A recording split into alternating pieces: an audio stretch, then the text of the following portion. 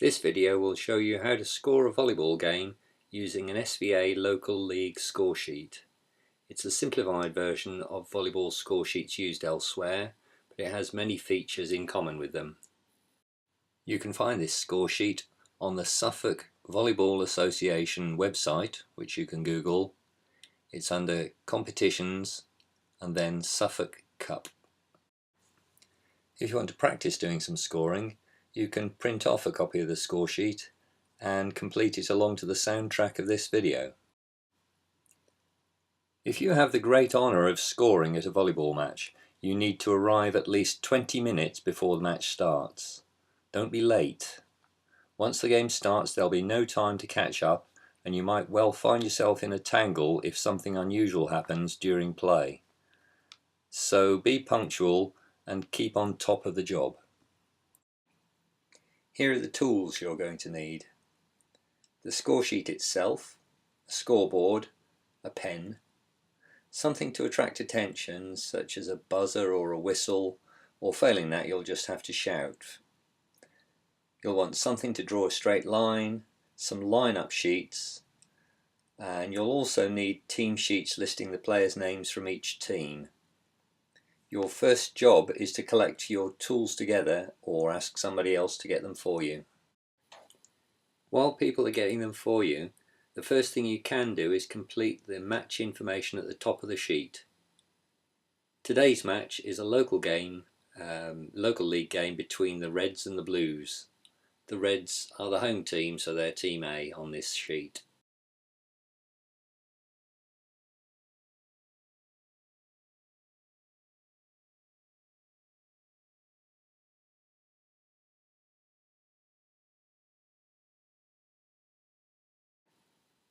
As soon as you have the team sheets, copy the names onto the score sheet.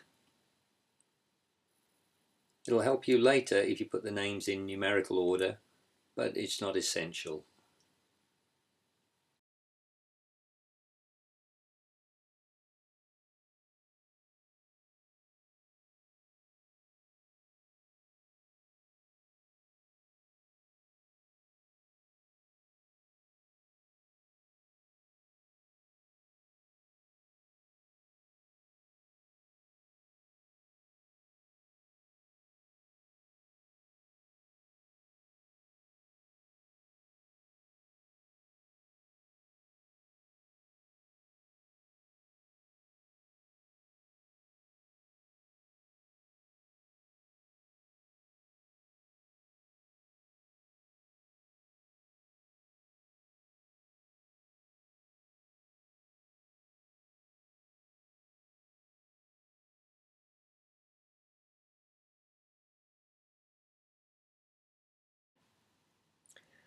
Don't mark the captains using the information on the team sheet.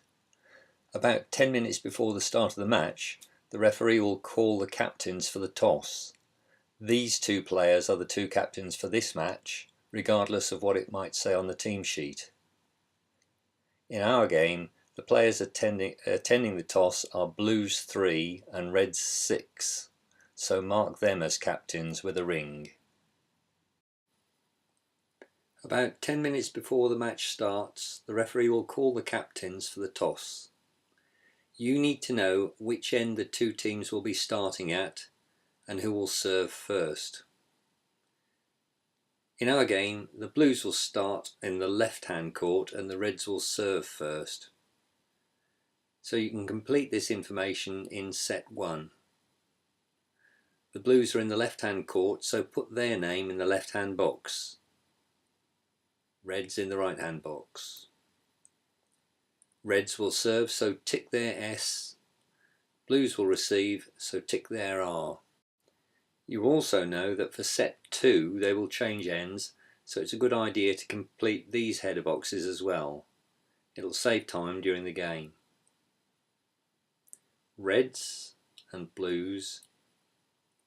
Blues to serve, Reds to receive. Likewise for set 3, Blues and Reds, Reds to serve, Blues to receive. After the toss, the teams will be hitting over the net. While this is happening, it's a really good precaution for you to check the players against the names on your score sheet. Blues have 7 names, so check they have 7 players warming up, and check that all their shirt numbers are correct as per your list. Likewise, check the 9 Reds players. If there are any mistakes at this point, you can just correct the score sheet and mention it to the captain, but in a high level game you would need to involve the referees as well. You also need to give a line-up sheet to each of the coaches or captains. They don't have to complete this line-up sheet until after the warm-up has ended if they don't want to. As soon as you receive a completed line-up sheet, copy the player numbers into the corresponding box on the score sheet. This can be a little confusing because the line-up sheet goes from right to left, whereas the score sheet goes from left to right.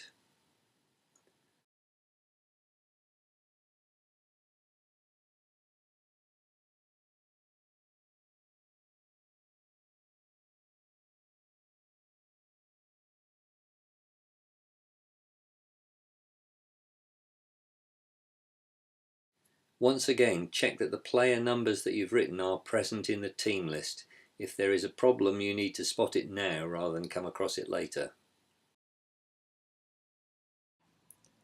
It's also a good idea to put a small mark against the captain of the team, for reasons we'll see later.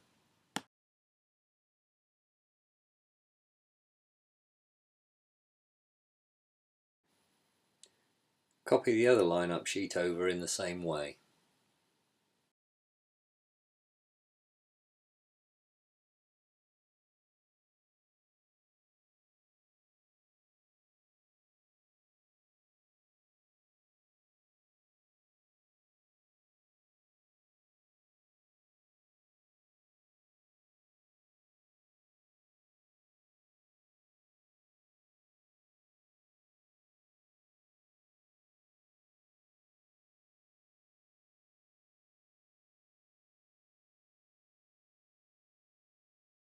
There's just one more thing you need to do at this point.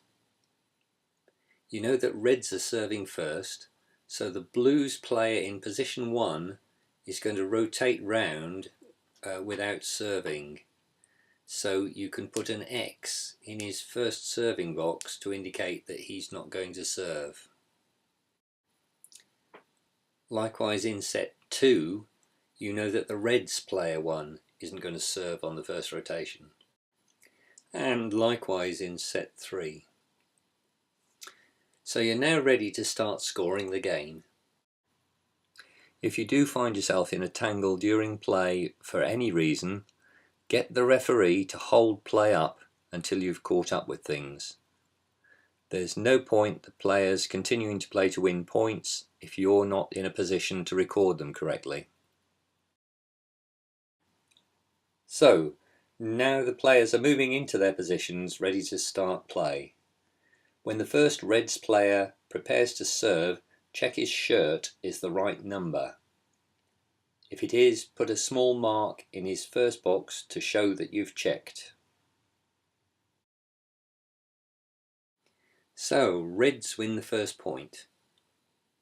Cross off 1 point by Reds and move the scoreboard on by 1. Get into the habit of doing the scoreboard last. It will give the ref a signal that the score sheet is up to date and you're ready for the next point to start. If you have an assistant scorer doing the scoreboard with you, tell them not to flip the number until they can see that you've finished writing.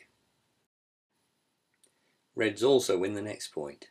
So again, cross off 1 point and then flip the scoreboard.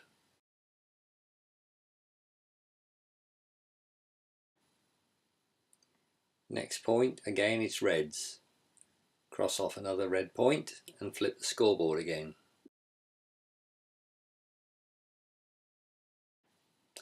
The next point is won by Blues, who are still the receiving team. So Reds lose service and you have 4 things to do. First, cross off 1 point for the Blues. Second, write the Reds' current score in the box underneath their server, 3 points. Third, flip the scoreboard. Fourth, when the next blue player gets ready to serve, check again that his shirt is the right number and put a mark in his server box. Blues win the next point on their own serve. Cross off 1 point and flip the scoreboard.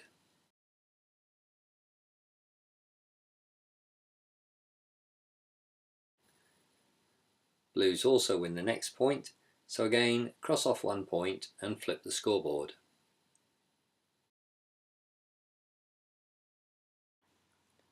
Reds win the next point against the serve, so Blues lose service, and again that means you have 4 things to do. First, cross off 1 point for Reds.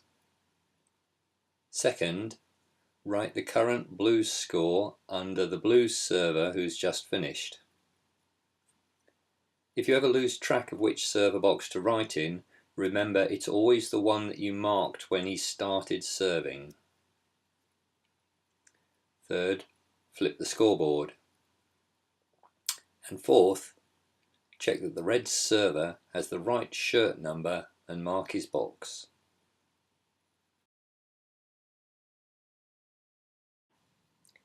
Now you're getting the hang of this. The main thing to remember is that when the serving team wins a point, there are 2 things to do, and when the receiving team wins a point, there are 4 things to do. Next point is won by Reds, serving, so there's 2 things, cross off and flip. Next point is won by Blues, receiving, so 4 things, cross off, write the score, flip, and check the server's shirt.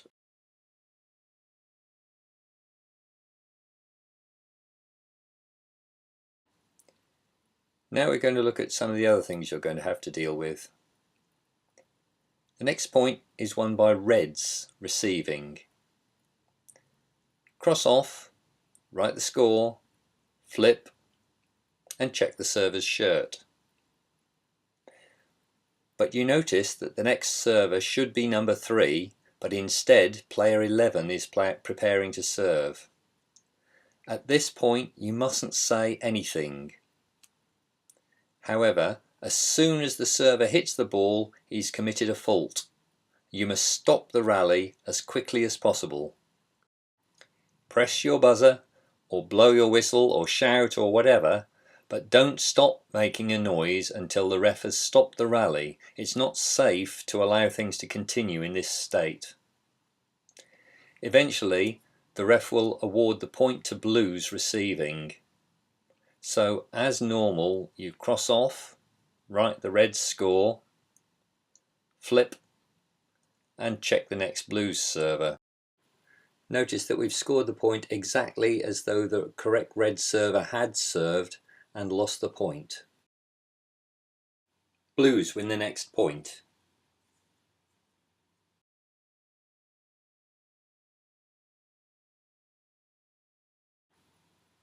Next, how to record substitutions. Reds want to substitute player number 16 in place of player 17. Looking at the team lists, 16 is on it, so let the ref know you are happy with the swap and write 16 underneath 17 for Reds. Done. Blues win the next point.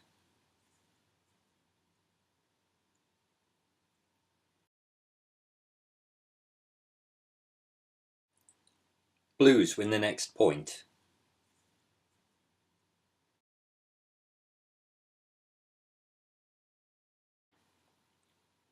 Reds now want to substitute player 12 for player 11.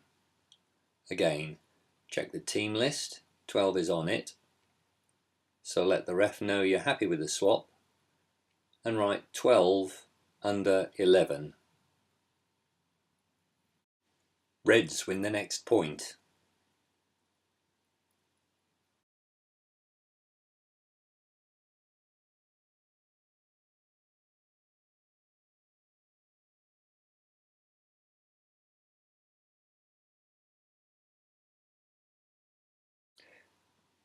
Reds win the next point.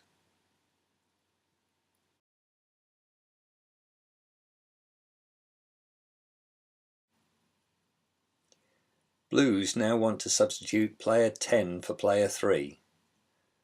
Check the team list, 10 is OK.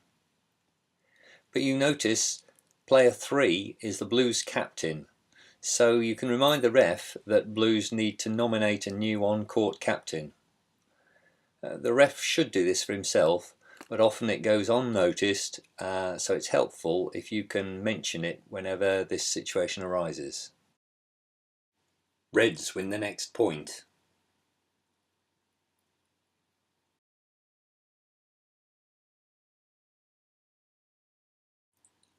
Blues win the next point.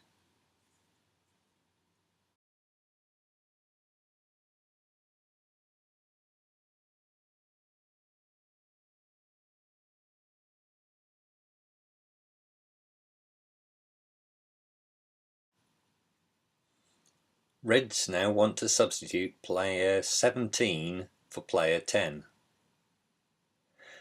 But this is not OK because you can see player 17 has already been replaced by player 16. So 17 can only go back on court in place of player 16. You must not allow this substitution to take place. Make sure the ref understands exactly what has happened. The ref should really give a yellow card delay penalty to Reds for holding up the game unnecessarily. Blues win the next point.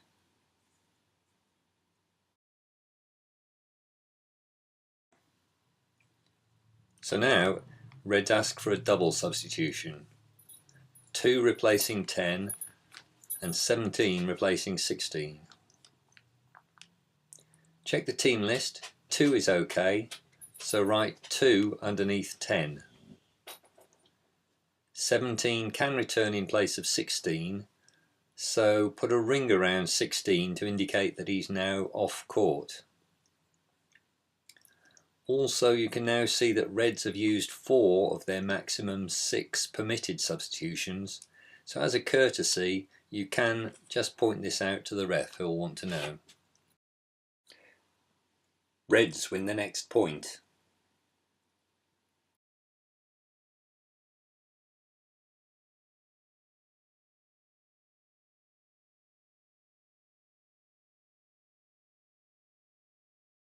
Reds win the next point.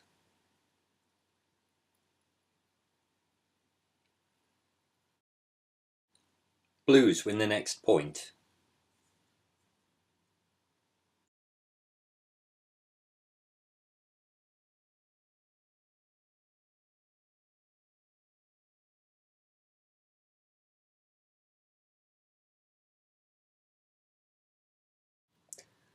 Blues now want to substitute player 3 back on for player 10. This is OK, so again you put a ring around 10 to indicate that he's now off court. There's no real need to tell the ref that the Blues captain is back on court. Blues win the next point.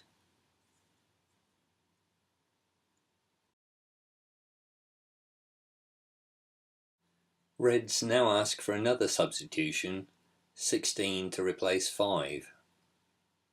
This is not OK because 16 is already substituted for 17, so he can't be used again.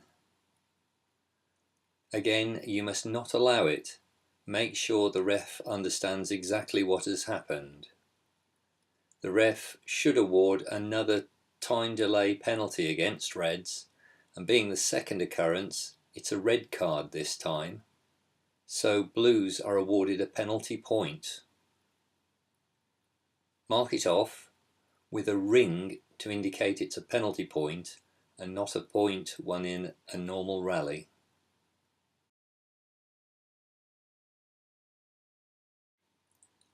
Blues win the next point.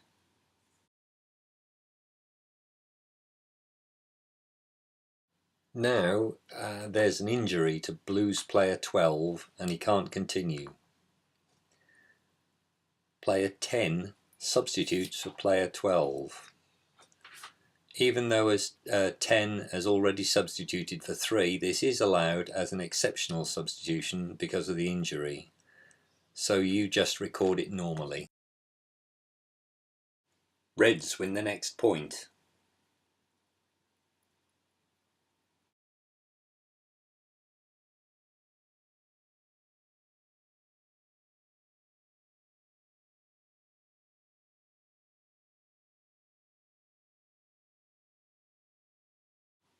Reds win the next point.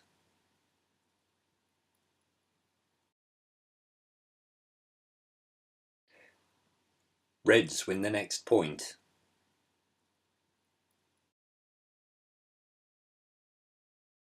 Blues now ask for a timeout. This is simple, just cross off one of the 2 available timeouts for Blues. That's all. After the timeout, Reds now win all the remaining points to win the set 25-14.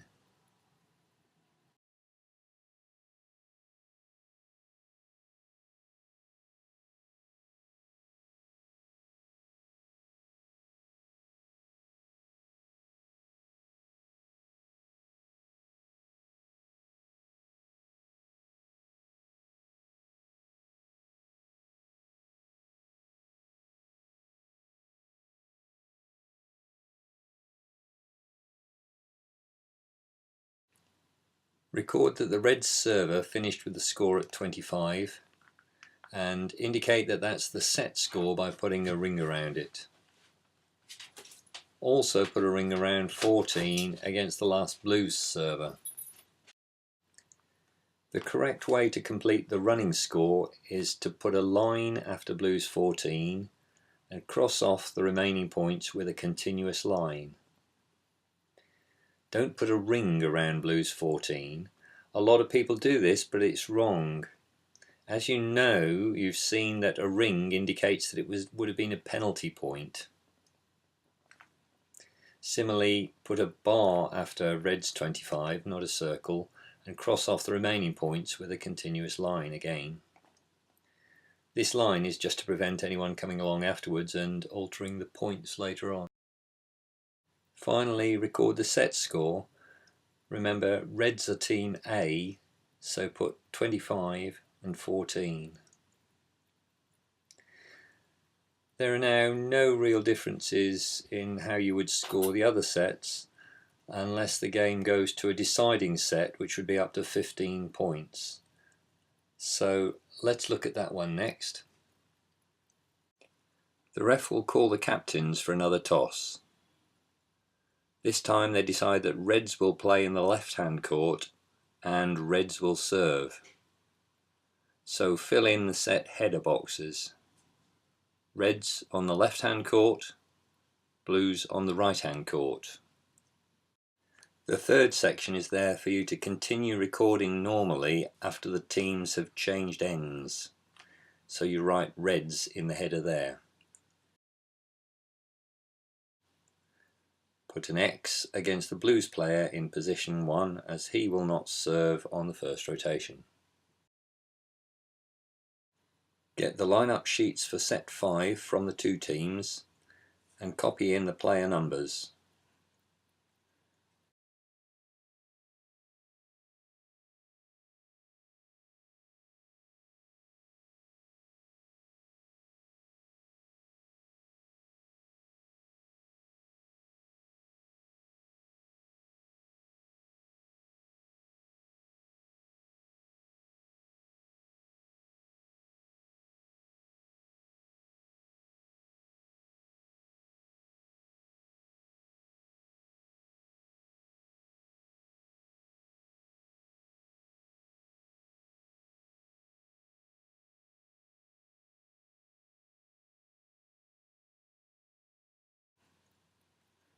Also copy the Reds lineup into the third section.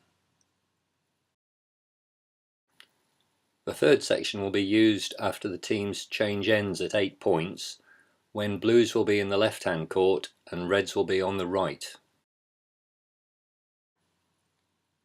Once the players are on court, Check the Reds server is number 5 and mark his box. In this set, Blues win the first point.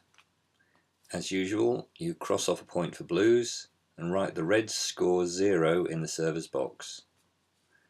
Now you also copy this into the third section. Then flip the score and check the Blue server's shirt as normal.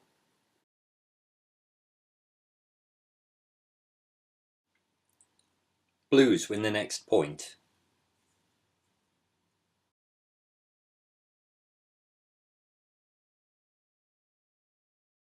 Reds win the next point.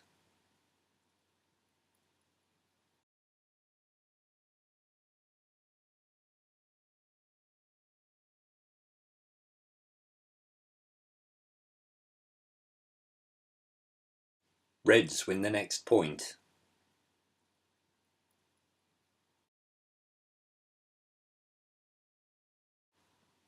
Reds win the next point.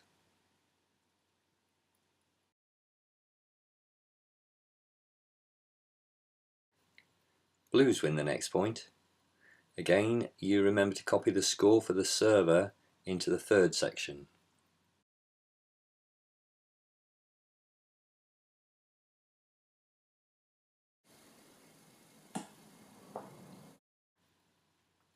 Blues win the next 5 points, bringing the score to 8-3.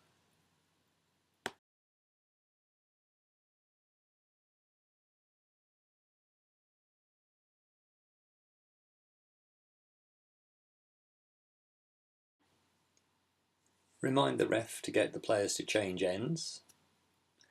And while they're changing, mark off the remaining Reds points in section 1 with a straight line, and mark off the first 3 Reds points in section 3 with another straight line. Section 3 is now ready for you to continue scoring with Reds in the right hand court. And remember, you need to reverse the scores on the scoreboard.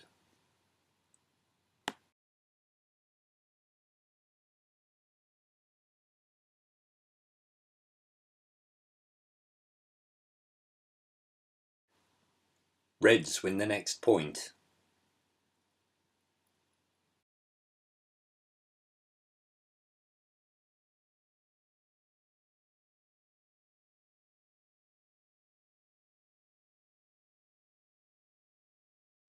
Reds win the next point.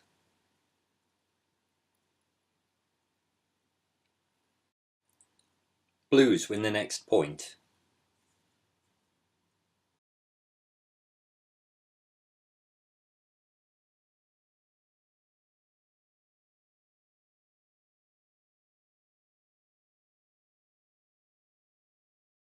Reds win the next point.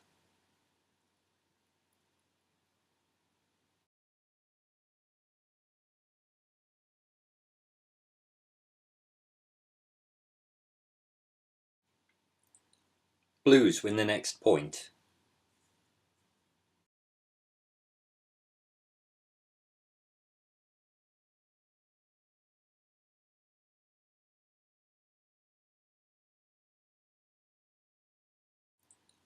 Blues win the next point.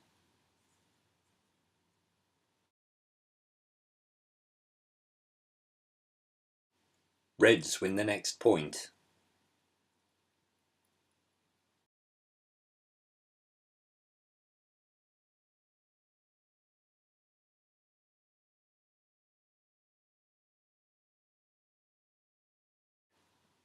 Reds win the next point.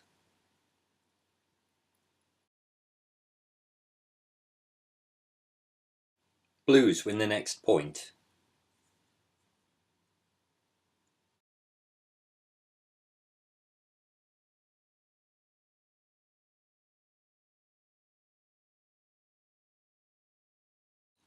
Blues win the next point.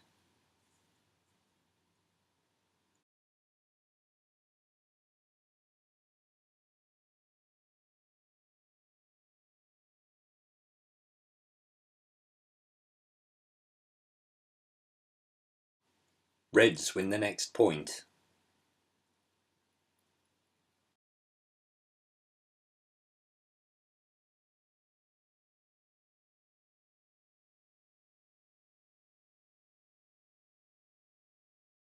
Blues win the next point.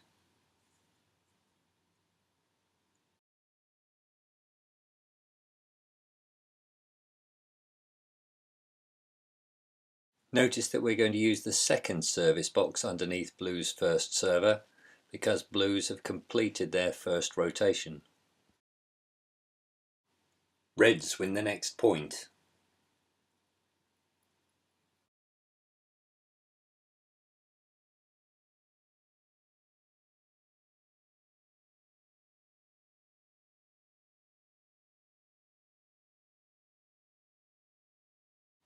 Blues win the next point.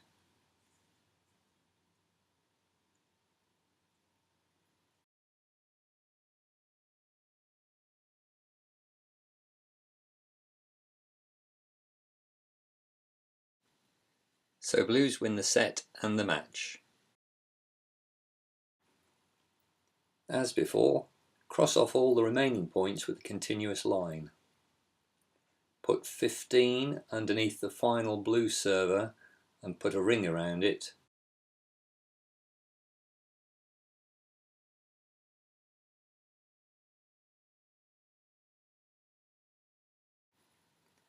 And put a ring around the 10 underneath the Red's last server.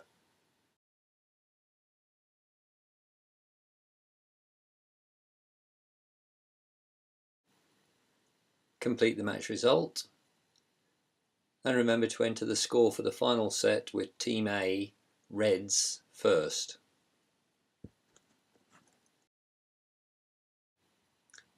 That's everything. Just get signatures from the captains and the referee and you're done. I hope you found this useful. Goodbye.